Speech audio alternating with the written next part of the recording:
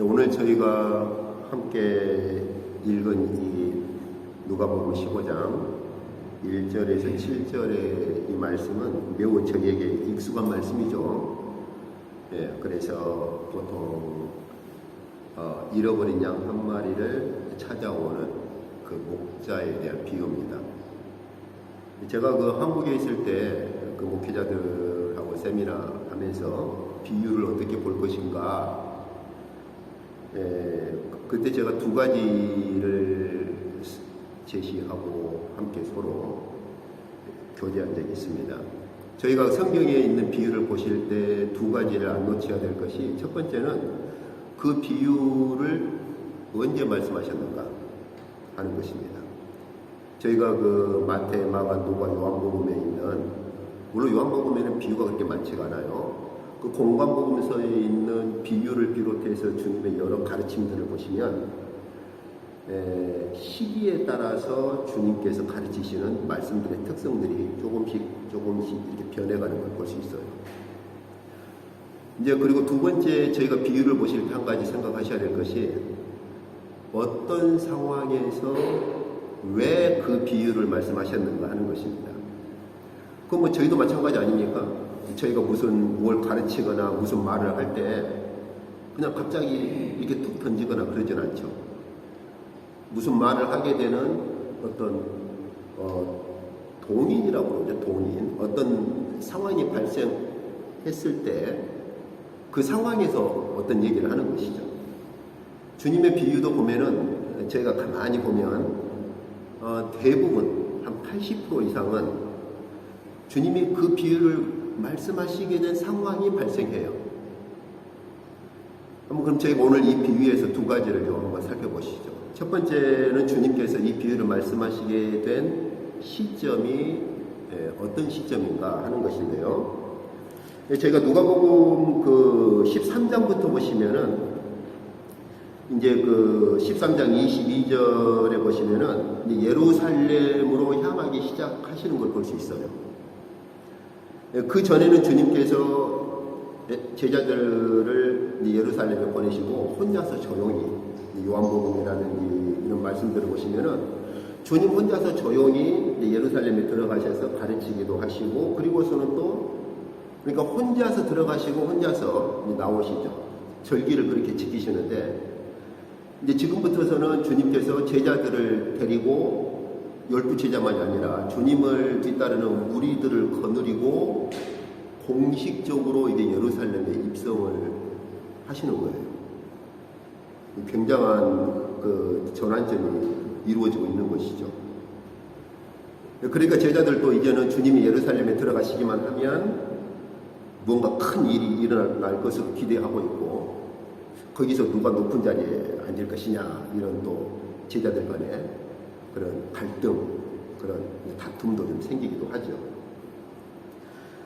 그래서 거기 보시면은 이제 13장 31절에 보시면은 주님께 조금 이렇게 주님을 후원하는 바리새인들, 주님께 호의적인 바리새인들이 와서 정보를 하나 제공하죠.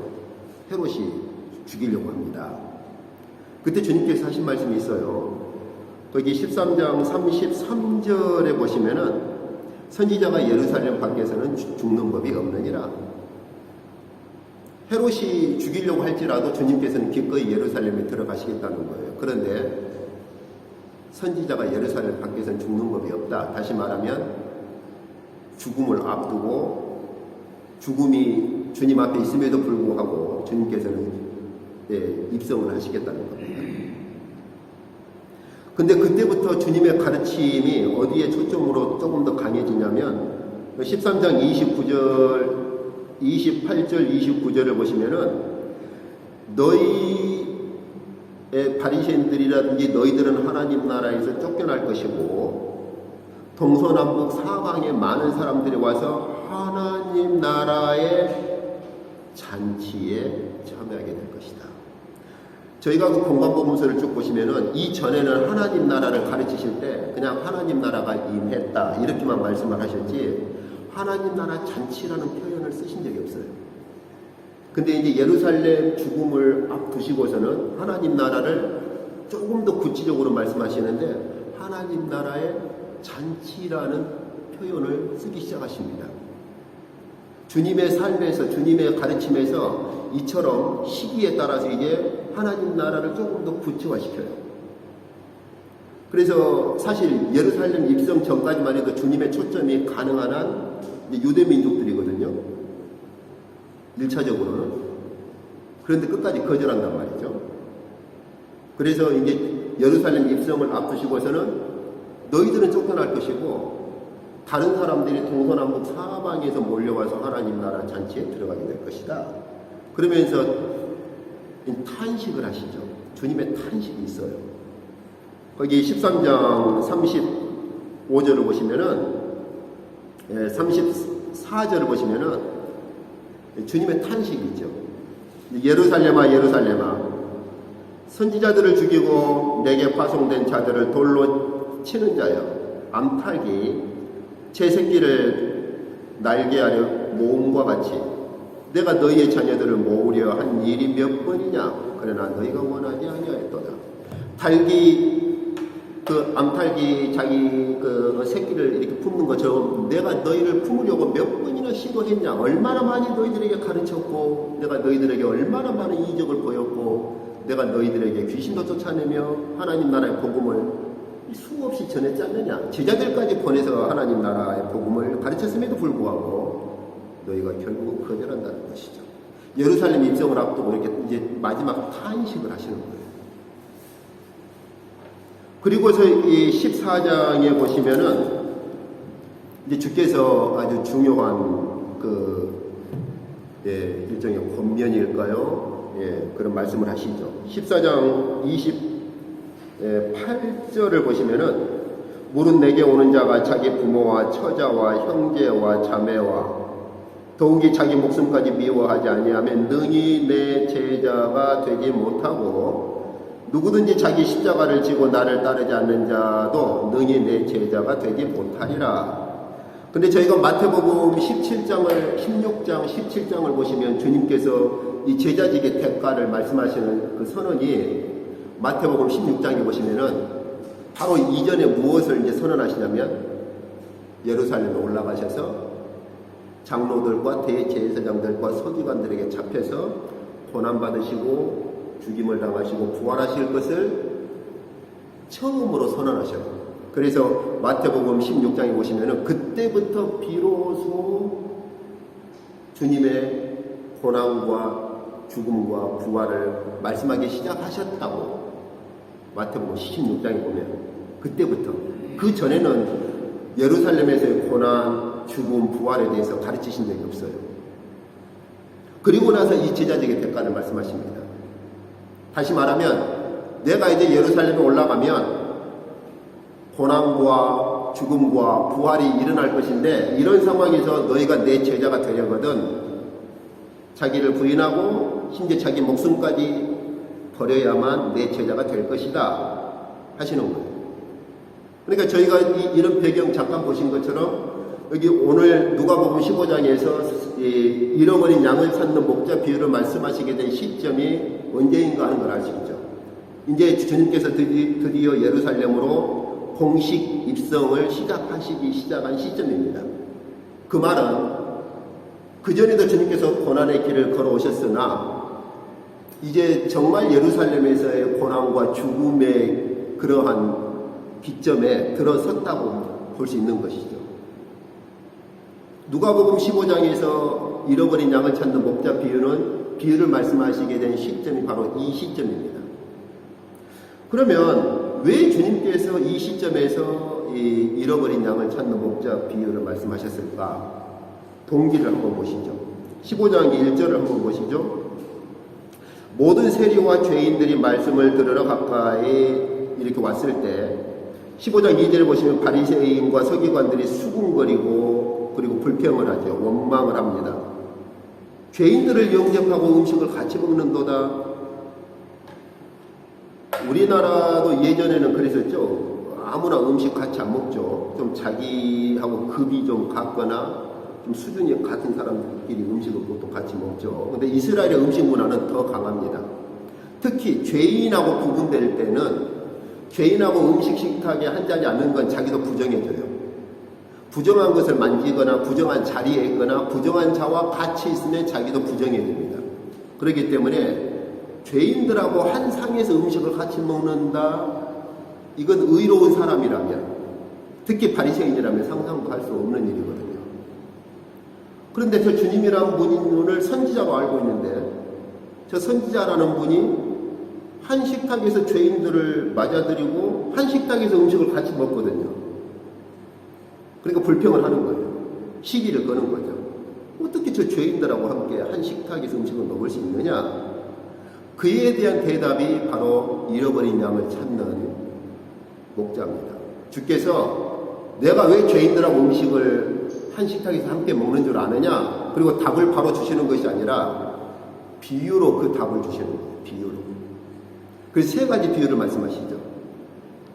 그래서 저희가 잘 아시는 것처럼 누가복음 15장 1절에서 7절은 잃어버린 양을 찾는 그런 비유, 그 다음 8절에서 10절은 잃어버린 동전 하나를 찾는 비유, 그리고 11절에서 마지막은 제가 너무나 잘 아는 것처럼 탕자를 기다리는 아버지 비유. 그런데 이 세 가지 비유 다 결론이 똑같습니다. 한번 보시죠. 자, 15장 7절 같이 읽어보시죠. 15장 7절입니다. 함께 읽겠습니다. 내가 너희에게 이르노니 이와 같이, 이 비유처럼 그 말입니다. 죄인 한 사람이 회개하면 하늘에서는 회개할 것이 없는 의인 99으로 말미암아 기뻐하는 것보다 더하리라. 여기서 기뻐하는 것보다 더한다라고 하는 건 잔치를 표현하는 그 유대인식 표현법입니다. 그래서 여기서 하늘에서 기뻐한다, 그 말은 하늘에서 잔치가 열린다라는 것을 표현하는 그런 표현이거든요. 그런데 저희가 그 15장 10절을 보시죠. 15장 10절을 보시면은 함께 역시 한 번 더 읽겠습니다. 내가 너희에게 이르노니 이와 같이 죄인 한 사람이 회개하면 하나님의 사자들 앞에서 기쁨이 되느니라. 결론이 무엇입니까? 잃어버린 거 하나를 찾았을 때 잔치를 연다는 거예요. 여러분, 돌아온 탕자 비유는 너무나 잘 아시죠? 탕자가 집을 나갔다가 아버지에게 돌아왔을 때 아버지가 거대한 잔치를 열죠. 근데 주님께서 이전에 이미 무엇을 말씀하셨습니까? 다시 한번 그 13장 29절에 보시면은 사람들이 동서남북으로부터 와서 하나님 나라 잔치에 참여할 것이다 라고 하는 걸 이미 말씀하셨어요. 너희 바리새인들이 아니고, 너희 바리새인들이 아니라 이제는 더 이상 유대인들만이 아니라, 여기서 동서남북이라고 하는 것은 어떤 유대인에 한정된 것이 아닌 전 세계 각지에서라는 표현이거든요. 그러니까 더 이상 너희 유대인들만이 아니라 오히려 너희들은 쫓겨날 것이고, 너희가 배척하고 너희가 죄인으로 그렇게 취급하는 모든 사람들이 하나님 나라의 잔치에 참여하게 될 것이다, 이 말씀을 하셨는데 그것을 보여주시는 거예요. 그래서 주님께서 식탁에서 죄인들을 불러들이시는 거예요. 그리고 음식 식사를 같이 하시는 것이죠. 근데 바리새인들은 이해를 못해요. 아직도.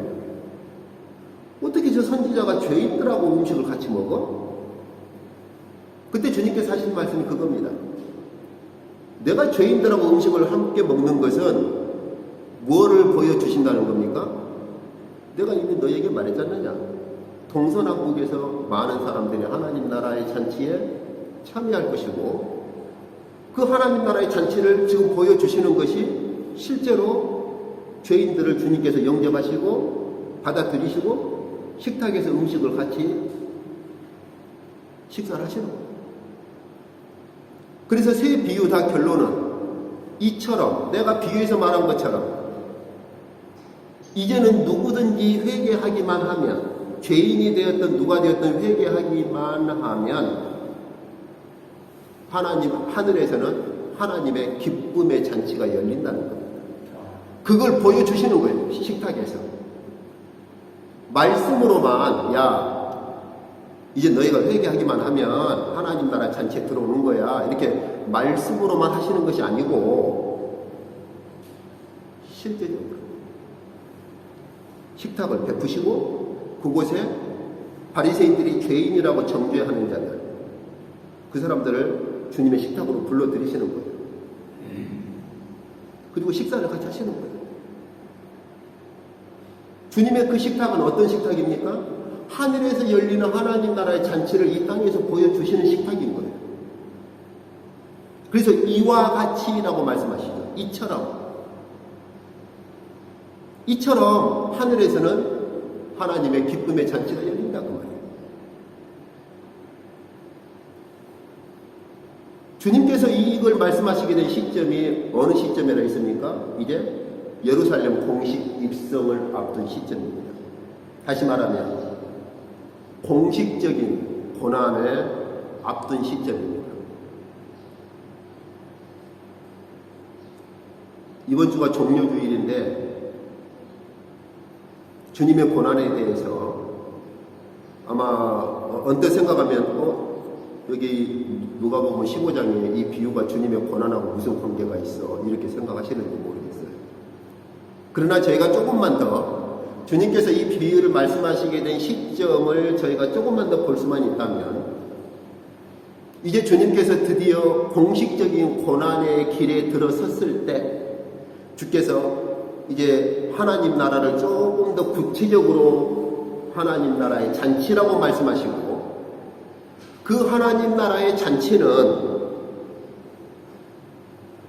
주님의 고난의 문턱에 이제는 공식적인 고난의 문턱에 들어섰을 때 하나님 나라의 잔치에 대한 이 가르침이 시작된다라고 하는 것입니다.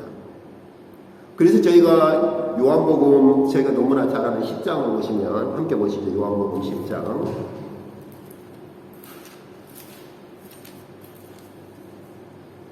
요한복음 10장에서는 주님께서 어떻게 말씀하십니까?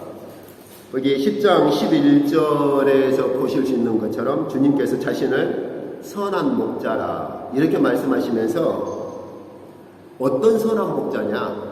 주님 자신께서 어떠한 선한 목자이신가?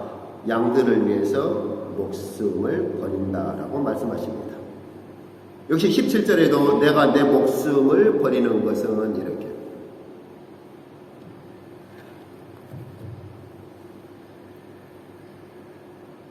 방금 저희가 보았던 누가복음 15장에서 잃어버린 양을 찾는 그 목자 주께서 그 비유에서 주님 자신을 잃어버린 양을 찾는 그 목자로 간접적으로 그렇게 말씀을 하셨는데 요한복음 10장에서는 더 구체적으로 직설적으로 말씀하십니다. 나는 내 목숨을 내던지는 선한 목자다 하는 것이죠. 선한 목자 되신 주님께서 우리를 위해서 자신의 생명을 내던짐으로써 우리에게 무엇을 가져오십니까? 하나님 나라의 잔치를 가져오신다는 것이죠.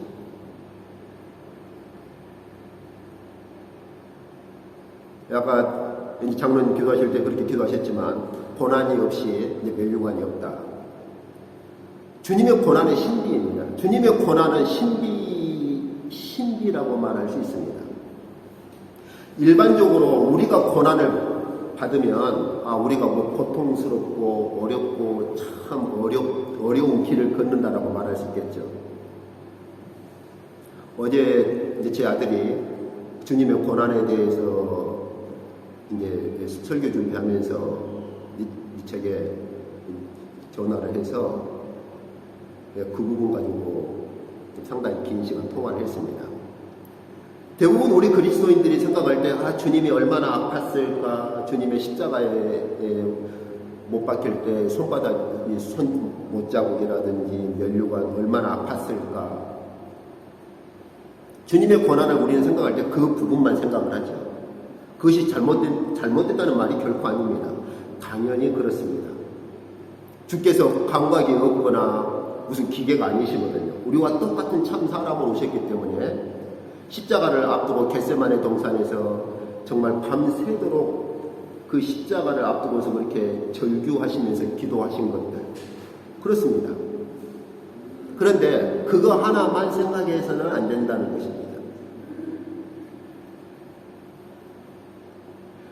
주님의 고난은 또 다른 측면으로는 요한복음 13장, 14장에 보시면은 하나님의 영광의 길로 복귀하는 그 길이라고 말씀을 하십니다. 그래서 요한복음에 있는 주님의 마지막 유언을 보시면 오히려 주님의 십자가 사건은 원래 창조 이전부터 하나님과 함께 계셨던 그 영광의 자리로 돌아가는 그 길목이 바로 십자가입니다. 그래서 이제 사도 요한은 요한복음에서 주님의 십자가를 영광의 측면에서 그렇게 말을 합니다. 그래서 어제 아들하고 통화하면서 그런 얘기를 했습니다. 우리가 주님의 십자가 사건을 생각할 때 우리는 균형을 놓쳐서는 안 된다. 주께서 참 사람으로 오셨기 때문에 육체적으로 겪으신 그 정말 처절한 그 주님의 고통을 느껴야 함과 동시에 우리는 그 주님의 십자가가 우리를 이끌고 가는 목적지, 바로 그 영광의 자리라고 하는 그걸 또한 안 놓쳐야 한다는 것이죠. 이것이 주님의 고난이 가지고 있는 신비입니다. 근데 오늘 누가복음 15장에서는 또 다른 측면을 말하죠. 어떤 것입니까? 양들을 위해서 자기 생명을 내던지는 선한 목자 대신 그 주님을 따라가면 우리는 하나님 나라의 잔치에 들어간다는 사실. 누가 이런 고난을 겪을 수가 있습니까? 우리는 육체적인 고난을 겪을 수는 있겠죠. 그렇지만 우리 육체적인 고난이 창조 이전부터 계셨던 하나님의 영광의 자리로 끌고 갈 수 있을까요? 아니면 우리가 겪는 육체적인 고난이 하나님 나라의 잔치로 우리를 끌고 갈 수 있을까요?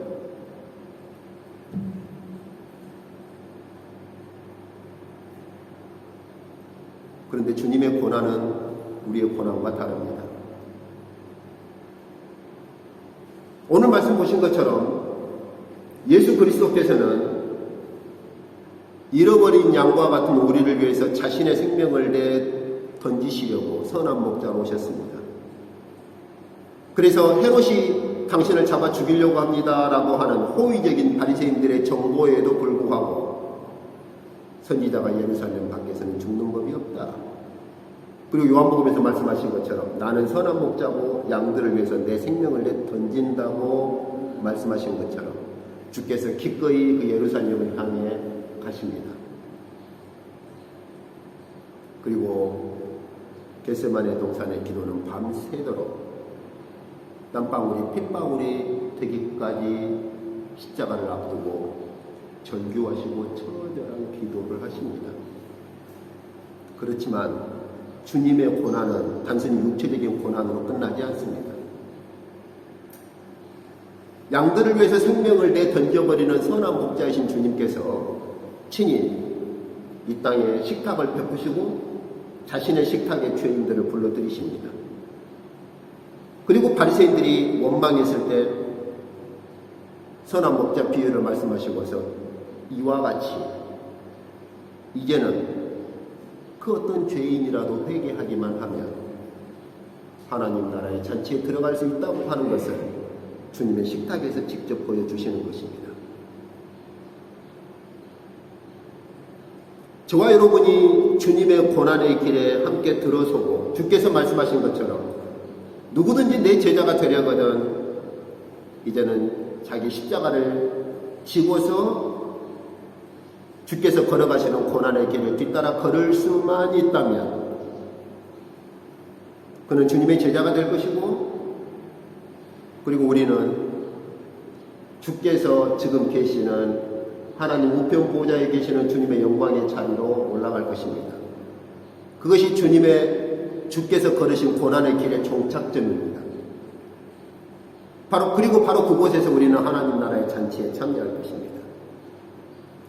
이것을 마지막으로 주께서 보여주신 게 성찬입니다.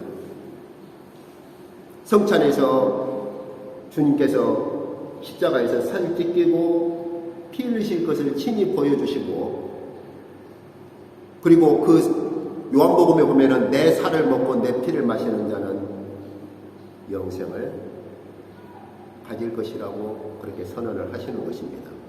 그래서 초대교회는 성찬과 함께 애찬을 같이 했습니다. 음식을 다 같이 사랑의 만찬이라 해서 성찬만 한 것이 아니라 애찬을 같이 가져서 함께 음식을 먹고 그리고 성찬을 행했던 것이죠. 다시 말하면 하나님 나라의 잔치를 교회가 함께 맛을 보고 얻기를 소원했던 것입니다. 오늘 저희가 보았던 이 말씀처럼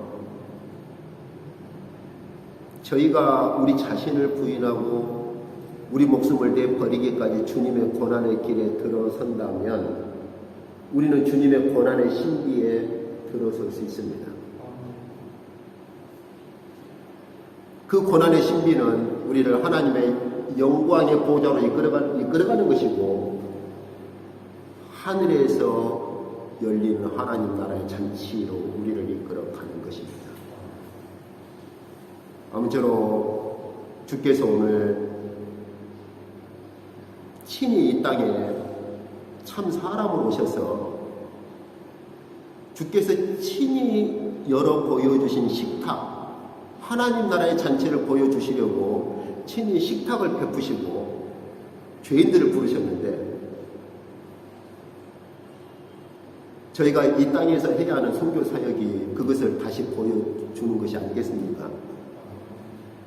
이곳 캄보디아 사람들에게 사람의 몸을 입고 오신 주님께서 하나님 나라의 식탁을 베푸셨고 이제는 누구든지 회개하기만 하면 그 하나님 나라의 식탁으로 들어올 수 있다고 하나님 나라 잔치의 초청을 우리가 보여줘야 하지 않겠습니까?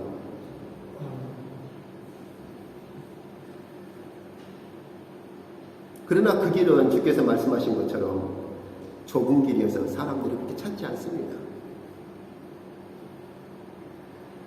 그러나 저와 여러분이 이 사역을 감당한다면 하나님께서 다니엘에게 말씀하신 것처럼 옳은 대로 의의 길로 사람을 인도하는 자는 하늘의 별과 같이 빛날 것이라고 말씀하신 그 말씀을 저희는 기억을 해야 할 것입니다. 주께서 저와 여러분 모두에게 하늘의 거룩한 은혜를 베푸시기를 원합니다. 기도하시겠습니다.